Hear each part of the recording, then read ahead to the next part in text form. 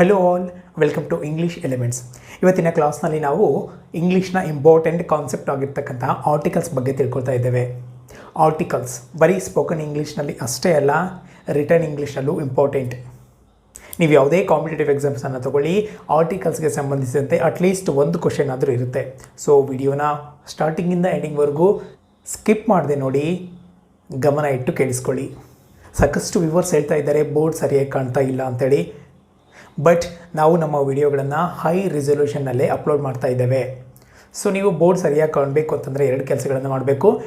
ನಮ್ಮ ವಿಡಿಯೋಗಳನ್ನು ನೋಡಬೇಕಾದ್ರೆ ಮೊಬೈಲನ್ನು ಹೀಗೆಲ್ಲ ಹಾರಿಜಾಂಟಲ್ ಮೋಡಲ್ಲಿ ಇಟ್ಕೊಂಡು ಫುಲ್ ಸ್ಕ್ರೀನ್ನಲ್ಲಿ ನೋಡಿ. ಹಾಗೆಯೇ ವಿಡಿಯೋದ ಮೇಲೆ 3 ಡಾಟ್ಸ್ ಇರುತ್ತೆ, ಅದನ್ನ ಕ್ಲಿಕ್ ಮಾಡಿ ಕ್ವಾಲಿಟಿ ಸೆಲೆಕ್ಟ್ ಮಾಡ್ಕೊಳ್ಳಿ. 1080 ಆ ರೆಸೊಲ್ಯೂಷನಲ್ಲಿ ಇಟ್ಕೊಂಡು ನೋಡಿ. ನಿಮಗೆ ಪ್ರತಿಯೊಂದು ಅಕ್ಷರನೂ ಕ್ಲಿಯರ್ ಆಗಿ ಕಾಣುತ್ತೆ. ಈ ಮುಂಚೆ ನಿಮಗೆ ಯಾವುದೇ ಇಂಗ್ಲೀಷ್ ಬ್ಯಾಕ್ಗ್ರೌಂಡ್ ಇಲ್ಲದೇ ಇದ್ದರೂ ಕೂಡ ಕನ್ನಡದಿಂದ ಇಂಗ್ಲೀಷನ್ನು ಸುಲಭವಾಗಿ ಕಲೀಲಿಕ್ಕೆ ನಮ್ಮ ಚಾನಲನ್ನು ಸಬ್ಸ್ಕ್ರೈಬ್ ಮಾಡ್ಕೊಳ್ಳಿ. ಹಾಗೆಯೇ ಪಕ್ಕದಲ್ಲಿರ್ತಕ್ಕಂಥ ಬೆಲ್ ಐಕಾನನ್ನು ಕ್ಲಿಕ್ ಮಾಡಿ ಆಲ್ ಅದನ್ನು ಸೆಲೆಕ್ಟ್ ಮಾಡಿಕೊಂಡೆ ಮಾತ್ರ ನಮ್ಮ ಮುಂದಿನ ಎಲ್ಲ ವಿಡಿಯೋಗಳು ನೇರವಾಗಿ ನಿಮಗೆ ತಲುಪ್ತವೆ. ಹಾಗೆಯೇ ಯಾರು ಇಂಗ್ಲೀಷನ್ನು ಕಲಿಬೇಕು ಅಂತ ಆಸಕ್ತಿಯನ್ನು ಹೊಂದಿದ್ದಾರೋ ಅವರಿಗೆ ಈ ವಿಡಿಯೋಗಳನ್ನು ದಯವಿಟ್ಟು ಫಾರ್ವರ್ಡ್ ಮಾಡಿ. Let's start the class. Kannada ಮತ್ತು ಇಂಗ್ಲೀಷ್ನಲ್ಲಿ ಇರ್ತಕ್ಕಂತಹ ವ್ಯತ್ಯಾಸಗಳಿಗೆ ಆರ್ಟಿಕಲ್ಸ್ ಕೂಡ ಒಂದು. ಕನ್ನಡದಲ್ಲಿ ಈ ಆರ್ಟಿಕಲ್ಸ್ ಕಾನ್ಸೆಪ್ಟ್ ಇಲ್ಲ. ಹಾಗೆಯೇ ಈ ಆರ್ಟಿಕಲ್ಸ್ ಪಾರ್ಟ್ಸ್ ಆಫ್ ಸ್ಪೀಚ್ನಲ್ಲಿ ಅಡ್ಜೆಕ್ಟಿವ್ಸ್ ಕೆಳಗೆ ಬರ್ತವೆ. There are 2 kinds of articles, indefinite and definite. A ಮತ್ತು ಆ್ಯನನ್ನು ಇಂಡೆಫಿನೆಟ್ ಅಂತ ಕರೀತಾರೆ, ದ ಅನ್ನು ಡೆಫಿನೆಟ್ ಆರ್ಟಿಕಲ್ ಅಂತೇಳಿ ಕರೀತಾರೆ. ಇಲ್ಲಿರ್ತಕ್ಕಂತಹ ಹೆಸರೇ ಸೂಚಿಸುವಂತೆ ಎ ಮತ್ತು ಆ್ಯನ್ನ ಇಂಡೆಫಿನೆಟ್ ಆರ್ಟಿಕಲ್ ಅಂದರೆ ಯಾವುದಾದ್ರೂ ಒಂದು ಥಿಂಗ್ ಬಗ್ಗೆ ಮಾತಾಡ್ತಾ ಇಲ್ಲ, ಯಾವುದೋ ಒಂದು ಅಂಶದ ಬಗ್ಗೆ ಹೇಳಬೇಕಾದ್ರೆ ಎ ಅಥವಾ ಆ್ಯನನ್ನು ಉಪಯೋಗ ಮಾಡ್ತಾರೆ. ಹಾಗೆಯೇ ಡೆಫಿನೆಟ್ ಒಂದು ಪರ್ಟಿಕ್ಯುಲರ್ ವಿಷಯದ ಬಗ್ಗೆ ಮಾತಾಡಬೇಕಾದ್ರೆ ದ ಅನ್ನು ಬಳಸ್ತಾರೆ. ಎ ಅನ್ನು ಕಾನ್ಸನೆಂಟ್ ಸೌಂಡ್ ಮುಂದೆ ಬಳಸ್ತಾರೆ. ಕಾನ್ಸನೆಂಟ್ ಅಂತಂದ್ರೇನು? ನಮಗೆ ಗೊತ್ತಿರೋ ಹಾಗೆ ಇಂಗ್ಲೀಷ್ನಲ್ಲಿ 26 ಅಕ್ಷರಗಳಿದ್ದಾವೆ. ಈ 26 ಅಕ್ಷರಗಳನ್ನು ಆಲ್ಫಾಬೆಟ್ ಅಂತೇಳಿ ಕರೀತಾರೆ. ಅಲ್ಲಿರ್ತಕ್ಕಂಥ ಅಕ್ಷರಗಳಿಗೆ ಲೆಟರ್ಸ್ ಅಂತಾರೆ. 26 ಲೆಟರ್ಸ್ ಕಾಲ್ಡ್ ಆ್ಯಸ್ ಆಲ್ಫಾಬೆಟ್. ಈ ಆಲ್ಫಾಬೆಟ್ ವರ್ಣಮಾಲೆ, ಈ ಇಂಗ್ಲೀಷ್ ವರ್ಣಮಾಲೆಯನ್ನು 2 ಟೈಪ್ಸ್ ಆಗಿ ಡಿವೈಡ್ ಮಾಡಿದ್ದಾರೆ. The first one is vowels and consonants. Vowels AEIOU ಈ 5 ಅಕ್ಷರಗಳಿಗೆ ವೋವೆಲ್ಸ್ ಅಂತಾರೆ. ಹಾಗೆಯೇ ಈ 5 ಅಕ್ಷರಗಳನ್ನು ಬಿಟ್ಟು ಇರ್ತಕ್ಕಂತಹ 21 ಅಕ್ಷರಗಳಿಗೆ ಕಾನ್ಸೊನೆಂಟ್ಸ್ ಅಂತಾರೆ. ವೋವೆಲ್ಸ್ ಅಂತಂದರೆ ಸ್ವರಗಳು, ಕಾನ್ಸೊನೆಂಟ್ಸ್ ಅಂತಂದರೆ ವ್ಯಂಜನಗಳು. ಇಲ್ಲಿ ಎ ಅನ್ನು ಕಾನ್ಸೊನೆಂಟ್ ಸೌಂಡ್ಗಳ ಮುಂಚೆ ಬಳಸ್ತಾರೆ. ರಿಮೆಂಬರ್, ಕಾನ್ಸೊನೆಂಟ್ ಅಷ್ಟೇ ಅಲ್ಲ, ಕಾನ್ಸೊನೆಂಟ್ ಸೌಂಡನ್ನು ಕೂಡ ನಾವು ನೋಡಬೇಕು. ಕಾನ್ಸೊನೆಂಟ್ ಸೌಂಡ್ ಬಂದಾಗ ಮಾತ್ರ ಎ ಅನ್ನು ಬಳಸ್ತಾರೆ. For example, a book, a table, a clock, a user, a university, a one eyed man. ಇಲ್ಲಿ ನೋಡಿ, ಬಿ ಬಂದಿದೆ, ಇದು ಒಂದು ಕಾನ್ಸನೆಂಟ್. ಟಿ ಇದು ಒಂದು ಕಾನ್ಸನೆಂಟ್. ಸಿ ಇದು ಒಂದು ಕಾನ್ಸನೆಂಟ್. ಬರೀ ಅಕ್ಷರಗಳನ್ನಷ್ಟೇ ನೋಡಬೇಡಿ, ಸೌಂಡನ್ನು ಕೂಡ ನೋಡಿ. ಬುಕ್ ಬ, ಟೇಬಲ್ ಟ, ಕ್ಲಾಕ್ ಕ.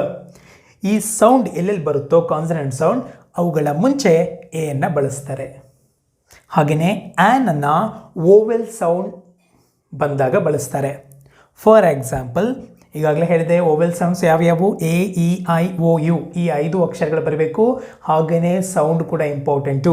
ಆ್ಯನ್ ಆ್ಯಪಲ್ ಆ, ಆ್ಯನ್ ಎಲಿಫೆಂಟ್ ಎಲಿಫೆಂಟ್ ಎ, ಆ್ಯನ್ ಇಂಕ್ ಬಾಟಲ್ ಇ, ಆ್ಯನ್ ಇಡಿಯಟ್ ಇ, ಆ್ಯನ್ ಆಪನ್ ಆ, ಆ್ಯನ್ ಅಂಬ್ರೆಲಾ ಆ. ಬರೀ ಅಕ್ಷರಗಳನ್ನಷ್ಟೇ ಅಲ್ಲ, ಸೌಂಡನ್ನು ಕೂಡ ಗಮನಿಸಿ. ಈ ವೋವೆಲ್ ಸೌಂಡ್ ಎಲ್ಲೆಲ್ಲಿ ಬರುತ್ತೋ ಅಲ್ಲಿ ಆ್ಯನನ್ನು ಬಳಸ್ತಾರೆ. ಇಲ್ಲಿ ಅಕ್ಷರ ಮೊದಲೇದು ಯಾವುದಿದೆ? ಎಚ್ ಇದೆ. ಆದರೂ ಕೂಡ ಇಲ್ಲಿ ಆ್ಯನನ್ನು ಬಳಸಿದ್ದೇವೆ. ಯಾಕೆ? ಇದನ್ನು ಓದಿ ಯಾವ ಥರ ಓದ್ತಿರೋ? ಆ್ಯನ್ ಅವರ್ ಅಂತೀವಿ, ಆಗಲಿ ಹವರ್ ಅನ್ನಲ್ಲ. ಏನಂತ ಓದಬೇಕಿದನ್ನು? ಅವರ್ ಅಂತೀವಿ. ಅವರ್ ಸೌಂಡ್ ಮೊದಲೇದೇನಿದೆ? ಆ. ಇಲ್ಲಿ ಎಚ್ ಸೈಲೆಂಟ್, ಅವರ್ ಅಂತೀವಿ. ಸೊ ಆ ಸೌಂಡ್ ಬಂತಲ್ಲ, ವೋವೆಲ್ ಸೌಂಡ್ ಅಲ್ಲ, ಅದಕ್ಕೆ ಆ್ಯನನ್ನು ಬಳಸಿದ್ದೀವಿ. ಸೊ ವೋವೆಲ್ ಸೌಂಡ್ ಎಲ್ಲೆಲ್ಲಿ ಬರುತ್ತೋ ಅಲ್ಲಿ ಆ್ಯನನ್ನು ಬಳಸಬೇಕು. ನೆಕ್ಸ್ಟ್ ಆ್ಯನ್ ಆನರ್, ಇಲ್ಲಿ ಕೂಡ ಎಚ್ ಸೈಲೆಂಟ್, ಆನರ್, ಅದರಿಂದ ಇಲ್ಲಿ ಆ್ಯನನ್ನು ಬಳಸಿದ್ದೀವಿ. ಹಾಗೆಯೇ ಆ್ಯನ್ MA, MSc ನೋಡಿರಿ, ಪ್ರೊನೌನ್ಸಿಯೇಷನ್ ನೋಡಿ, ವೋವೆಲ್ ಸೌಂಡ್ ಬರ್ತಾ ಇದೆ ಅಲ್ಲ, ಅಬ್ರಿವೇಷನ್ಸ್ಗಳ ಮುಂಚೆ ಕೂಡ ಆ್ಯನನ್ನು ಬಳಸ್ತಾರೆ. ಇಲ್ಲಿ ನೋಡಿ, ಯೂಸರ್, ಇಲ್ಲಿ ಎನ ಬಳಸಿದ್ದೇವೆ. ಯಾಕೆ? ಯೂಸರ್ ಯಾವ ಸೌಂಡ್ ಬರ್ತಾ ಇದೆ? ಯು ಅಂದರೆ ಯಾ ಸೌಂಡ್ ಬರ್ತಾ ಇದೆ. ಯಾ ಒಂದು ಕಾನ್ಸೋನೆಂಟ್, ಆದ್ದರಿಂದ ಎನ ಬಳಸ್ತಾ ಇದ್ದೇವೆ. ಇಲ್ಲಿ ನೋಡಿ, ಎ ಯೂನಿವರ್ಸಿಟಿ, ಇಲ್ಲಿ ಕೂಡ ಯು ಬರ್ತಾ ಇದೆ, ಅಂದರೆ ಯಾ ಅಂತಂದರೆ ಕಾನ್ಸೋನೆಂಟ್, ಅದಕ್ಕೆ ಎ ಬಳಸ್ತಾ ಇದ್ದೇವೆ.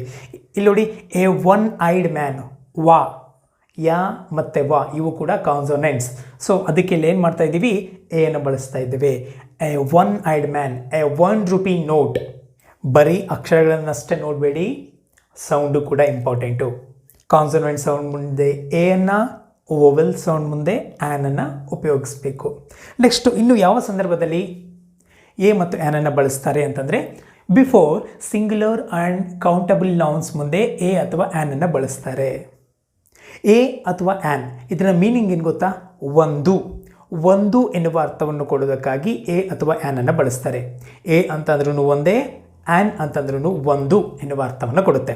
ನೋಡಿ, ಅ ಪೆನ್, ಅನ್ ಎಗ್ ಅಂದರೆ ಕೌಂಟಬಲ್ ನೌನ್ ಆಗಿರಬೇಕು, ಹಾಗೆಯೇ ಅದು ಸಿಂಗ್ಯುಲರ್ ಆಗಿರಬೇಕು, ಅಲ್ಲಿ ಮಾತ್ರ ಎ ಅಥವಾ ಆ್ಯನನ್ನು ಬಳಸ್ತೇವೆ. ಎ ಪೆನ್ ಅಂತಂದರೆ ಒಂದು ಪೆನ್, ಅನ್ ಎಗ್ ಅಂತಂದರೆ ಒಂದು ಎಗ್.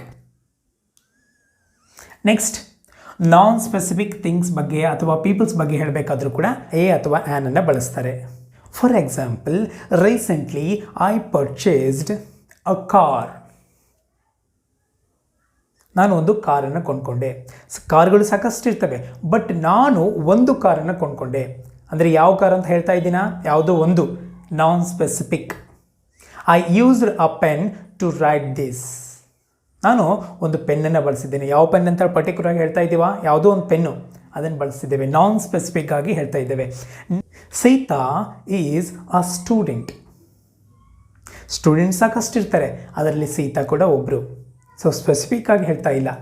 ಸೊ ನಾನ್ ಸ್ಪೆಸಿಫಿಕ್ ಥಿಂಗ್ಸ್ ಬಂದಾಗ ಅಥವಾ ಪೀಪಲ್ ಬಂದಾಗ ಎ ಅಥವಾ ಆ್ಯನನ್ನು ಬಳಸ್ತಾರೆ. Next, mention the category or profession.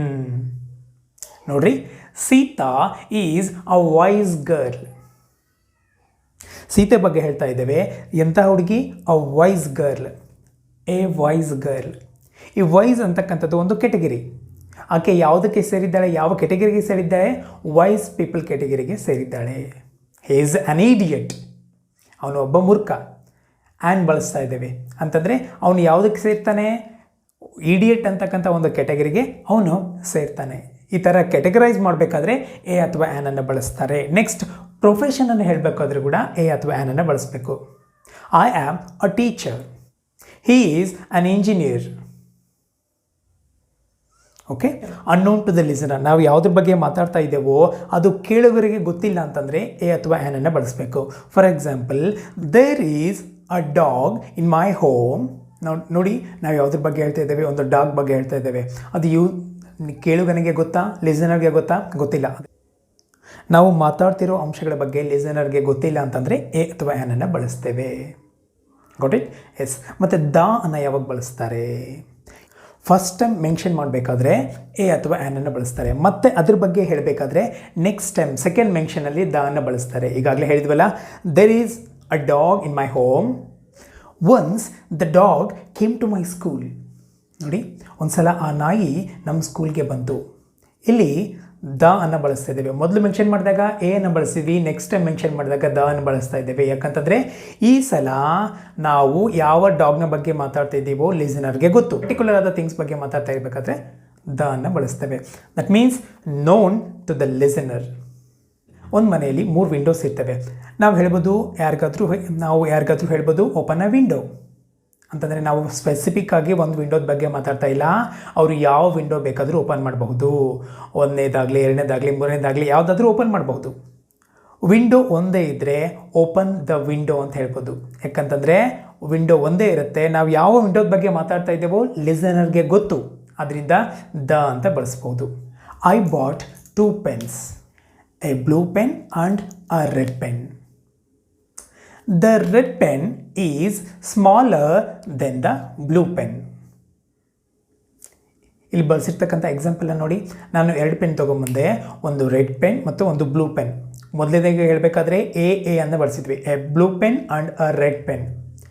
ಮತ್ತು ಸೆಕೆಂಡ್ ಟೈಮ್ ಮೆನ್ಷನ್ ಮಾಡಬೇಕಾದ್ರೆ ದ ರೆಡ್ ಪೆನ್ ಅಂತ ಹೇಳಿದ್ವಿ. ಯಾಕೆ ಹೇಳಿ? ಈ ಟೈಮಲ್ಲಿ ಈಗ ಸೆಕೆಂಡ್ ಟೈಮ್ ಮಾತಾಡ್ತಾ ಇರಬೇಕಾದ್ರೆ ಲಿಸನರ್ಗೆ ಅದ್ರ ಬಗ್ಗೆ ಗೊತ್ತು. ನೋನ್ ಥಿಂಗ್ಸ್ ಬಗ್ಗೆ ಮಾತಾಡಬೇಕಾದ್ರೆ ದ ಅನ್ನು ಬಳಸ್ಬೋದು. Got it? Well, so next unique things, ವಿಶಿಷ್ಟ ಮತ್ತು ವಿಭಿನ್ನವಾಗಿರ್ತಕ್ಕಂತಹ ಥಿಂಗ್ಸ್ ಬಗ್ಗೆ. ಅವು ಒಂದೇ ಒಂದಿರುತ್ತೆ ನೇಚರಲ್ಲಿ. ದ ಸನ್, ದ ಮೂನ್, ಹೀಗೆ ಒಂದೇ ಒಂದಿದ್ರೆ ದ ಅನ್ನು ಬಳಸಬಹುದು. Next superlative forms. Superlative forms ಅಂತಂದರೆ the biggest, the best, the smallest, the greatest, ಈ ಥರ ಸೂಪರ್ಲೇಟಿವ್ ಫಾರ್ಮ್ಸ್ ಮುಂದೆ ಕೂಡ ದ ಅನ್ನು ಬಳಸಬೇಕು. ಹಾಗೆಯೇ ಮ್ಯೂಸಿಕಲ್ ಇನ್ಸ್ಟ್ರೂಮೆಂಟ್ಸ್ ಮುಂದೆ ಕೂಡ ದ ಅನ್ನು ಬಳಸಬೇಕು. The violin, the guitar, the piano, like this. Next oceans ಮುಂದೆ, ರಿವರ್ಸ್ ಮುಂದೆ, ಮೌಂಟೇನ್ ರೇಂಜಸ್ ಮುಂದೆ ಕೂಡ ದ ಅನ್ನು ಬಳಸಬೇಕು. For example the Atlantic, the Ganga, ಆ ಥರ ಹೇಳಬೇಕು. ನೆಕ್ಸ್ಟ್ ಡೈರೆಕ್ಷನ್ಸ್, ದಿಕ್ಕುಗಳ ಮುಂದೆ ಕೂಡ ದ ಅನ್ನು ಬಳಸಬೇಕು. The east, the west, the south, the north. ಹಾಗೆಯೇ newspapers, the Hindu, the Deccan Herald, ಹಾಗೆಯೇ ಮ್ಯಾಗಝೈನ್ಸ್, ದ ಟೈಮ್ಸ್, ಇಂತಹ ಸಂದರ್ಭಗಳಲ್ಲಿ ದ ಅನ್ನು ಬಳಸಬೇಕು. ಇನ್ನೂ ಒಂದು ಕಂಡೀಷನ್ ಇದೆ, ದಟ್ ಈಸ್ ನೋ ಆರ್ಟಿಕಲ್ ಅಥವಾ ಜೀರೋ ಆರ್ಟಿಕಲ್ ಅಥವಾ ಒಮಿಷನ್ ಆಫ್ ದ ಆರ್ಟಿಕಲ್. ಕೆಲವೊಂದು ಸಂದರ್ಭದಲ್ಲಿ ಎ ಆ್ಯಂಡ್ ದ ಈ ಮೂರನ್ನು ಕೂಡ ಬಳಸಲೇಬಾರ್ದು. ಅಂತಹ ಸಂದರ್ಭಗಳಲ್ಲಿ ನೋಡೋಣ. ಒಂದು ಜನರಲೈಸ್ ಮಾಡಬೇಕಾದ್ರೆ, for example milk is good for health. So ಇಲ್ಲಿ ಯಾವುದೇ ಆರ್ಟಿಕಲ್ ಬಳಸ್ತಾ ಇಲ್ಲ, ಯಾವುದೋ ಪರ್ಟಿಕ್ಯುಲರ್ ಮಿಲ್ಕ್ ಬಗ್ಗೆ ಹೇಳ್ತಾ ಇಲ್ಲ, ಜನರಲೈಸ್, ಎಲ್ಲರಿಗೂ ಗೊತ್ತು. ಸೊ ಅಂಥ ಸಂದರ್ಭದಲ್ಲಿ ನಾವು ಆರ್ಟಿಕಲನ್ನು ಉಪಯೋಗಿಸಬಾರ್ದು. ಪ್ರಾಪರ್ ನೌನ್ ಮತ್ತು ಪ್ರೊನೌನ್ಗಳ ಮುಂದೆ ಕೂಡ ಆರ್ಟಿಕಲ್ಸನ್ನು ಬಳಸಬಾರ್ದು. ನಾಮಪದ ಅಥವಾ ಸರ್ವನಾಮ ಇವುಗಳ ಮುಂದೆ ಕೂಡ ಆರ್ಟಿಕಲ್ಸನ್ನು ಬಳಸಬಾರ್ದು. ನೋಡಿ, ಹೆಸರುಗಳೇನು ಬರ್ತಾವಲ್ಲ, ಹಾಗೆಯೇ ಆತ, ಆಕೆ, ಈ ಶೀಟ್ ಏನು ಬರ್ತಲ್ಲ, ಅದ್ರ ಮುಂದೆ ಕೂಡ ಆರ್ಟಿಕಲ್ಸನ್ನು ಬಳಸಬಾರ್ದು. ನೆಕ್ಸ್ಟ್ ಲ್ಯಾಂಗ್ವೇಜಸ್, ಭಾಷೆಗಳ ಮುಂದೆ, ಹಾಗೆಯೇ ಸ್ಪೋರ್ಟ್ಸ್ ಆ್ಯಂಡ್ ಗೇಮ್ಸ್, ಹಾಗೆಯೇ names of meals, breakfast, lunch, dinner, supper, ಇವುಗಳ ಮುಂದೆ ಕೂಡ ಆರ್ಟಿಕಲ್ಸನ್ನು ಬಳಸಬಾರ್ದು. ಹಾಗೆಯೇ ನೌನ್ ಪ್ಲಸ್ ನಂಬರ್ ಬಂದಾಗೂ ಕೂಡ ಆರ್ಟಿಕಲ್ನ ಬಳಸಬಾರ್ದು. ಫಾರ್ ಎಕ್ಸಾಂಪಲ್ ಈ ಈಸ್ ಇನ್ ರೂಮ್ ನಂಬರ್ 8. ನೋಡಿ, ನೌನ್ ಬಂದಿದೆ ಹಾಗೂ ನಂಬರ್ ಬಂದಿದೆ. Room 8, he is in room number 8. The room number ಆಗಲಿ, ಆ್ಯಂಡ್ ರೂಮ್ ನಂಬರ್ ಆಗಲಿ, ಎ ರೂಮ್ ನಂಬರ್ ಆಗಲಿ ಹೇಳ್ತಾ ಇಲ್ಲ. ನೌನ್ ಪ್ಲಸ್ ನಂಬರ್ ಬಂದಾಗ ಆರ್ಟಿಕಲ್ಸನ್ನು ಬಳಸಬಾರ್ದು. ಈ ಎಲ್ಲ ಸಂದರ್ಭಗಳಲ್ಲಿ ಆರ್ಟಿಕಲ್ಸನ್ನು ಬಳಸಬಾರ್ದು.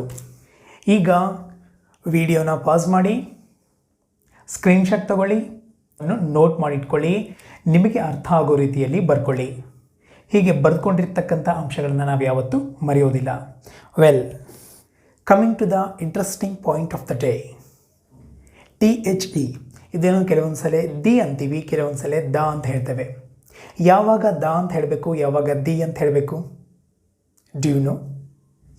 ರಿಮೆಂಬರ್, ವೋವೆಲ್ ಸೌಂಡ್ ಬಂದರೆ ದಿ ಅಂತ ಹೇಳಬೇಕು, ಕಾನ್ಸೋನೆಂಟ್ ಸೌಂಡ್ ಬಂದರೆ ದ ಅಂತ ಹೇಳಬೇಕು. For example the apple, the book. Confuse ಆಗೋದು ಬೇಡ. ಇವನ್ನ ಫಸ್ಟ್ ಟೈಮ್ ಮೆನ್ಷನ್ ಮಾಡಬೇಕಾದ್ರೆ ಎ ಅಥವಾ ಆ್ಯನನ್ನೇ ಬಳಸ್ತಾರೆ. ಸೆಕೆಂಡ್ ಟೈಮ್ ಅದ್ರ ಬಗ್ಗೆನೇ ಮಾತಾಡ್ತಾ ಇರಬೇಕಾದ್ರೆ ದ ಬಳಸ್ತೀವಲ್ಲ, ಆಗ ದ ಬುಕ್ ಅಂತ ಹೇಳ್ತೀವಿ, ದಿ ಆ್ಯಪಲ್ ಅಂತ ಹೇಳ್ತೀವಿ. ಎಕ್ಸಾಂಪಲ್ ನೋಡಿ, there is a book on the table, a book ಅಂತ ಬಳಸಿದ್ವಿ. That is the book I purchased yesterday. ಇವಾಗ ನೋಡ್ರಿ, ಮತ್ತೆ ಅದೇ ಬುಕ್ ಬಗ್ಗೆ ಮಾತಾಡ್ತಾ ಇದ್ದೀವಿ, ದ ಬುಕ್ ಅಂತ ಹೇಳ್ತಾ ಇದ್ದೀವಿ. ಅಂದರೆ ಸೆಕೆಂಡ್ ಟೈಮ್ ಮೆನ್ಷನ್ ಮಾಡ್ತಾ ಇದ್ದೀವಿ, ದ ಅಂತ ಹೇಳಬೇಕು, ದಿ ಬುಕ್ ಅನ್ಬಾರ್ದು, ದ ಬುಕ್ ಅಂತ ಹೇಳಬೇಕು. Yesterday I bought an apple. ಮೊದಲ ಟೈಮ್ ಮೆನ್ಷನ್ ಮಾಡಬೇಕಾದ್ರೆ ಆ್ಯನ್ ಆ್ಯಪಲ್ ಅಂತ ಹೇಳ್ತಾ ಇದ್ದೇವೆ. The apple is very tasty. ನೋಡಿ, ಸೆಕೆಂಡ್ ಟೈಮ್ ಮೆನ್ಷನ್ ಮಾಡ್ತಾ ಇದ್ದೀವಿ, ದಿ ಆ್ಯಪಲ್ ಅಂತ ಹೇಳ್ತಾ ಇದ್ದೇವೆ. ಅಂತಂದರೆ ಆ ಆ್ಯಪಲ್ ಯಾವುದು ಅಂತೇಳಿ ಈ ಟೈಮ್ ಲಿಸ್ನರ್ಗೆ ಗೊತ್ತು. So the apple. ನೆನಪಿರಲಿ, ಕಾನ್ಸೋನೆಂಟ್ ಸೌಂಡ್ ಬಂದಾಗ ದ ಅಂತ ಹೇಳಬೇಕು, ಓವೆಲ್ ಸೌಂಡ್ ಬಂದಾಗ ದಿ ಅಂತ ಹೇಳಬೇಕು. That's all for today. ಇವತ್ತಿನ ವಿಡಿಯೋ ಹೇಗಿತ್ತು ದಯವಿಟ್ಟು ಕಮೆಂಟ್ ಮಾಡಿ. ಹಾಗೆಯೇ ನಿಮಗೆ ಯೂಸ್ಫುಲ್ ಅಂತ ಅನಿಸಿದರೆ ಲೈಕ್ ಮಾಡಿ, ಫ್ರೆಂಡ್ಸ್ ಆ್ಯಂಡ್ ಫ್ಯಾಮಿಲಿ ಮೆಂಬರ್ಸ್ಗೂ ಕೂಡ ಫಾರ್ವರ್ಡ್ ಮಾಡಿ. Thank you so much for watching and I wish you happy learning.